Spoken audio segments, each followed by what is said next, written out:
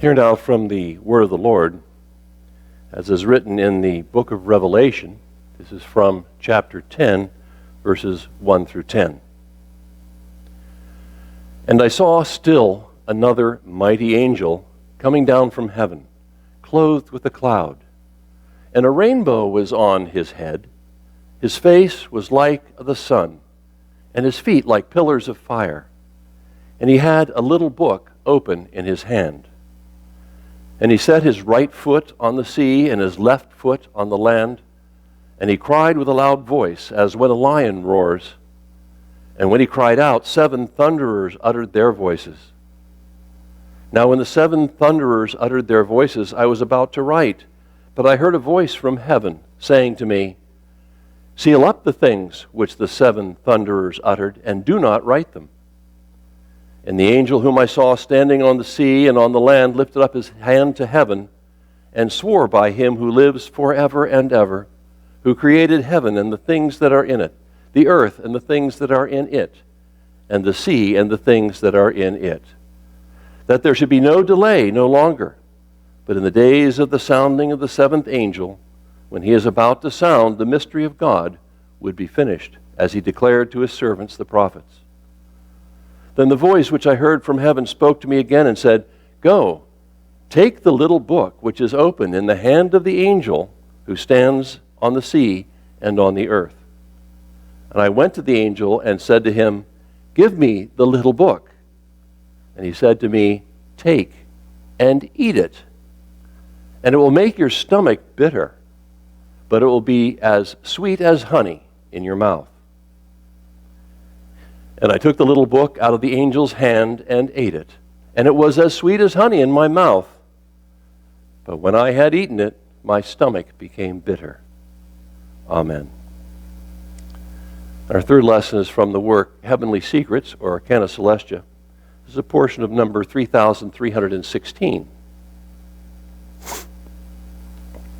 The first state of the man who is being regenerated, or in whom truth is being conjoined with good, is that, first of all, in his natural man, or in its storehouse called the memory, there are amassed the doctrinal things of truth without any certain order. The doctrinal things at that time therein may be compared to some undigested and uncompounded mass, and to a kind of chaos. But this to the end that they may be reduced to order. For whatever is to be reduced to order is at first in the state of confusion, and this is what is signified by the pottage which Jacob boiled, that is amassed. These doctrinal things are not reduced to order by themselves, but by the good which flows into them.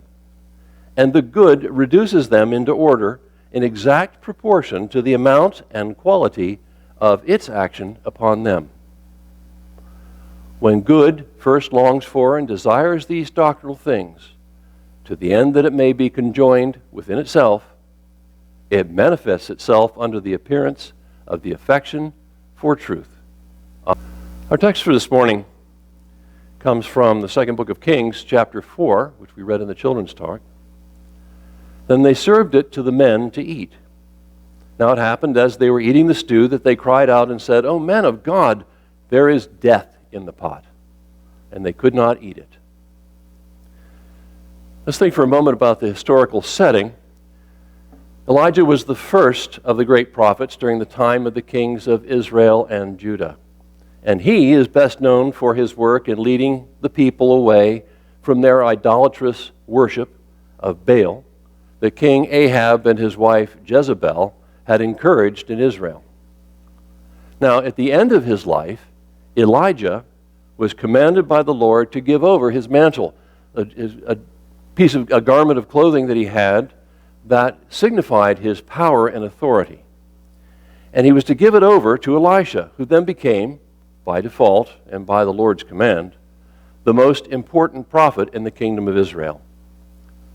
Now, Elisha is known for his many miracles, and particularly for his help in bringing to an end the evil dynasty that was established in Israel by the king Omri.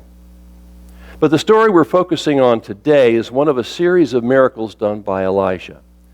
Each of them, in its own way, is in the Word to show us the real power that the Word can have in our lives. For Elisha, as a prophet, represents in each of these miracles the Word of the Lord. As in all stories from the Word, there are several levels of meaning in this story. It has application on the level of history of the church. It has application to the process of regeneration of each individual member. And it has application even to the Lord's glorification. But the story begins in Gilgal. From the point of view of the geography and history, Gilgal is important because it's the site of the very first camp of the children of Israel when they crossed the Jordan River into the land of Canaan to begin their battle against the city of Jericho. And so we read in the Apocalypse Explained that, therefore, Gilgal represents the doctrine of natural truth, which serves for an introduction into the church. So these are general ideas. It's a very simple idea. It's the first thing you approach, the kinds of things that people discover when they first begin reading the writings or reading the Word, and it begins to speak to them. Very early, simple ideas. But the famine in the land tells us that it represents a lack of knowledge of the truth and good from the Word. Now, doesn't that also accurately represent our states when we first come into a church? We're hungry for good and truth because we see that by ourselves, in ourselves, we do not have the answers that we need.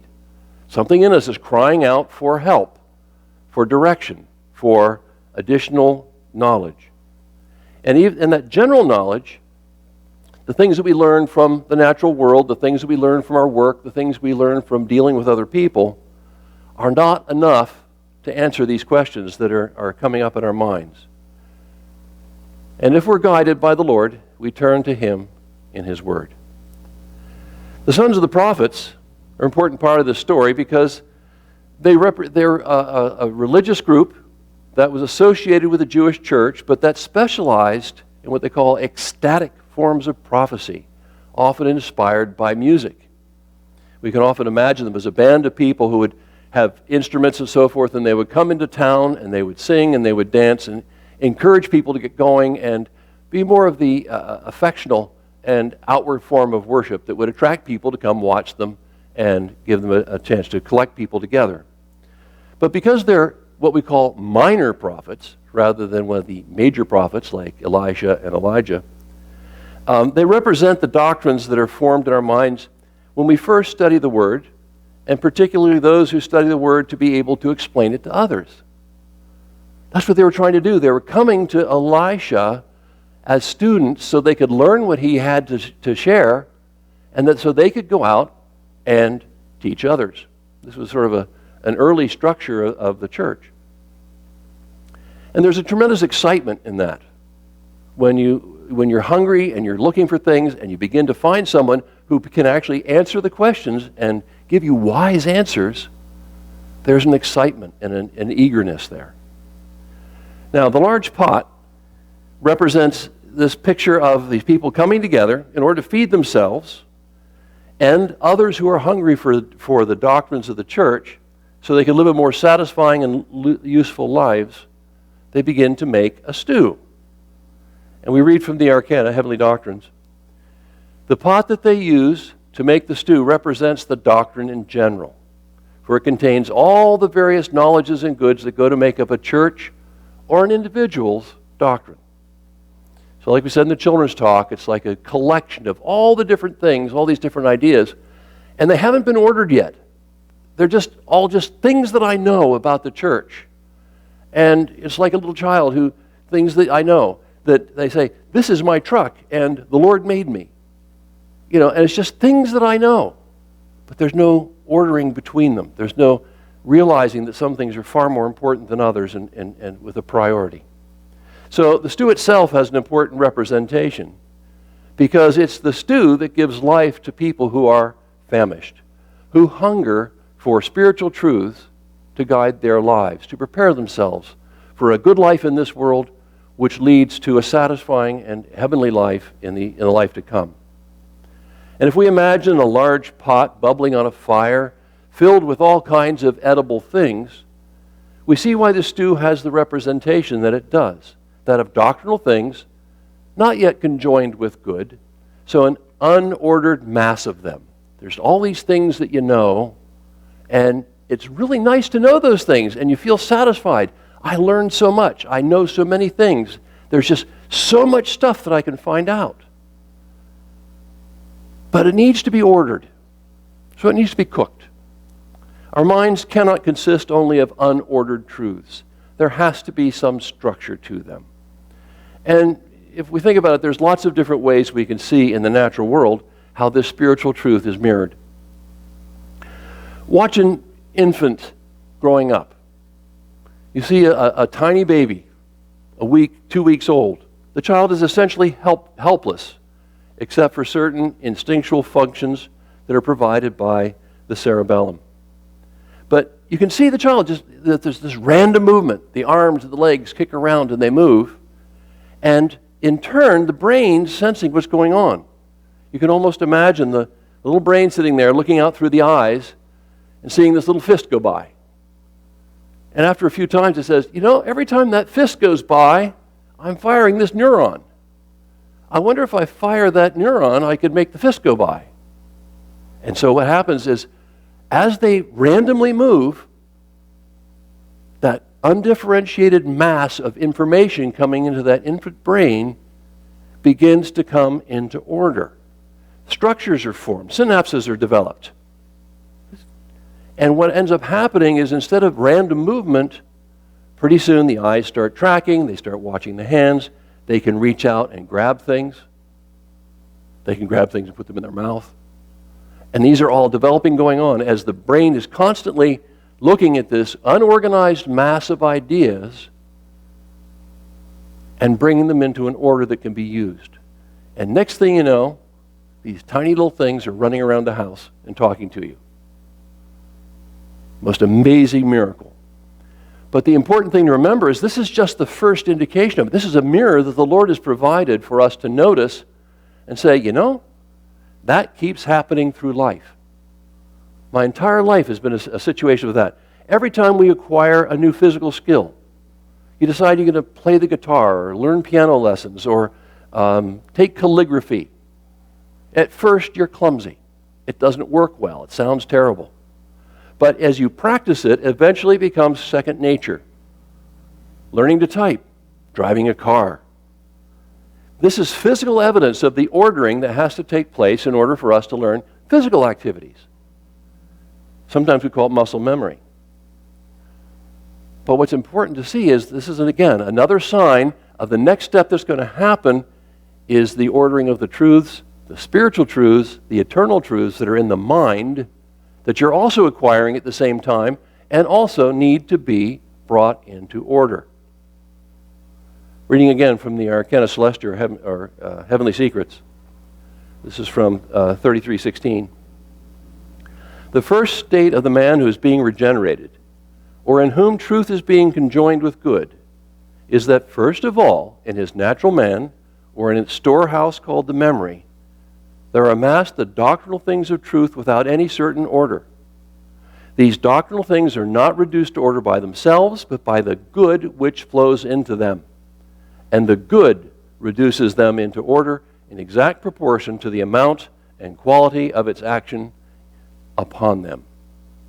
So, just as we become hungry and stir a delicious stew, as we enjoy the sensation of all those diverse foods coming ordered into dinner, so the desire to bring order into the chaos of our minds is felt as hunger, or what we could also call an affection for truth. The desire to have truth affect us so that we can do something useful with it, so that we can be kind, so we can take it out and make it useful. That's what the affection means. It's the ability to be affected by. So truth, it's all very well to know stuff, but you got to do something with it. So cooking changes the nature of all these things we've thrown into the pot. They become cooked. They change in their structure. And flavors are combined. Textures are changed. And generally, if we do it right, it makes the food more appealing. In the same way, raw truths are less delightful to us than those that we can see have some application and meaning to our particular life and situation. When sometimes people tell us things, if it really has no relationship to what we are doing in our life, the things we choose, we go, yeah, we listen politely and it goes away and you can't remember it. But if someone comes up and starts speaking to you about something that you're actively involved in, then you remember it. It stays with you. So thinking about truth from the Word, turning those truths over in our mind, thinking about them in the context of our particular set of circumstances, is represented by the boiling pot. And this will happen many times during our life. When you're thinking about getting married, thinking about the children you're going to have, thinking about situations with your children. Any kind of situation, you begin to gather the things that relate to that idea and put them in your mind and literally stew over them. Boiling, the Arcana tells us, is to prepare for the use of life by means of the truths of doctrine. Bringing them together, seeing what they are, trying to get them into some kind of order that makes sense, and then asking yourself, how can this lead to some kind of good result? However, it's important to note two essentials here. That it could be truth from the Word that's being considered, and that it be considered in relation to its application to life. But things don't always work out in that ideal way. Sometimes we make mistakes. Sometimes we're attracted to ideas that delight the evil loves that we all have. Sometimes we even search out passages from the Word that seem to confirm what we know, or at least strongly suspect, to be against the commandments. You can take some fragments of sentences from the Word and take them by themselves without context. They can give you an excuse to do all kinds of horrible things and have been used that way in history. And this was the point that was made in the second lesson about the book of John, the book which John was about to eat, given to him by an angel. It was sweet in the mouth, but bitter in the belly. And that simply means that sometimes we're trying to confirm a particular course of action that we have in mind, that we want to do. And we say, okay, I'm going to find something in the Word that tells us that it's going to let me do that. And we start reading the Word, and we realize that the Word's actually telling us the exact opposite thing. We like to read the Word, it's sweet in the mouth, and then it says, oh, but if I want to get that result, I'm going to have to change myself. I'm going to have to actually change things and stop doing things that I'm actually enjoying. That's the bitter in the belly. That sometimes it takes work to actually make the change, to heal the pot, to get things going. We hear ideas, and one of the things we hear is the things that we have from sources that are untested. They sound like the truth, we try them out. These untested ideas from suspect sources, when they're added to the mass of truths that are already in our mind, these ideas can poison the whole lot by telling us or leading us to believe that we can get away with doing things that we know are wrong. Apocalypse Explained says, when the exterior things of the Word are falsified and adulterated, then the internal truths of the Word are falsified and adulterated. For this reason, when a man applies the Word in the sense of the letter to the evils of earthly loves, it becomes undelightful to the angels who are in the internal or spiritual sense of the Word. And this undelightfulness is like that of bitterness. And further from Apocalypse, it says, adulterated truth means the truth of good applied to evil and mixed with falsity. And this is done when the truths of the sense of the letter of the Word are applied to filthy loves and are thus mixed with the evils. The undelightfulness is what is here signified by the bitterness in the belly, or the poisonous, or the gourd coming in that brings a poison to the stew. And it says, and they cannot eat it. Because the word eating, whenever we talk about eating in the Word, it means to appropriate to yourself, to bring into your mind. And what ends up happening is they find that the stew now has brought in stuff that doesn't belong there, and they cannot bring it into their minds, they cannot appropriate it to themselves. Such a concoction of evil and good, when they're mixed together, cannot nourish the spirit, but kills it. Now, the Arcana also tells us that meal, meaning the flour, equals the truth, which is from good, because flour can be made into bread, and bread usually represents things that are good, or the spiritual, which is from the celestial. Or it equals truth from the Word, whereby that which has been falsified, and which is death in the pot, becomes good. So how do we solve the situation? Here we are, we're stuck in the world, we don't have Elisha to tell us what to do. We stew over things, we're trying to figure out what the right thing to do is, how to go forward, what's a satisfactory answer. And the reminder here is that some of those sources you're going to be looking at are going to be misleading. They're going to lead to wrong conclusions. What can you depend on? You can depend on going back to the Word, to what the Lord says in the Word, because that will cause whatever was harmful in the pot to be removed. In regard to the level of meaning that has to do with the church, this story represents how, when falsities are introduced into the church, that the only way they can be removed, the only way that spiritual sickness in the doctrine can be healed, is by the addition of truth from the Word. The same thing is true in respect to the series that has to do with the regeneration or rebirth of a human. Our inclination when faced with a personal crisis of this sort is to seek out help. We talk to our friends, colleagues at work. We pick up a copy of a magazine. And all of these things may help in some way, and often the help we receive from these sources is what other people have learned from the Word and confirmed by the experiences of their own lives, and then brought out and put into simple words. That's what the sons of the prophets were. They were men whose job was to listen to Elisha so they could then hand it on to other people. That's what the job of a minister is to study the Word and then put it into words that people can understand and be able to speak to people and know which particular herbs, plants, can be brought into their mind to make a nourishing stew. But one thing is sure, nothing that is contrary to what the teaching of the Word says will heal the stew. Nothing that is contrary to the Word will order the massive memory knowledges in our minds and lead us back to order. We read it again in the Arcana. That chaotic mass of memory knowledges was amended by means of spiritual truth from the Lord's Word. So every day, particularly as we live in the information age, we have to deal with an astonishing amount of information.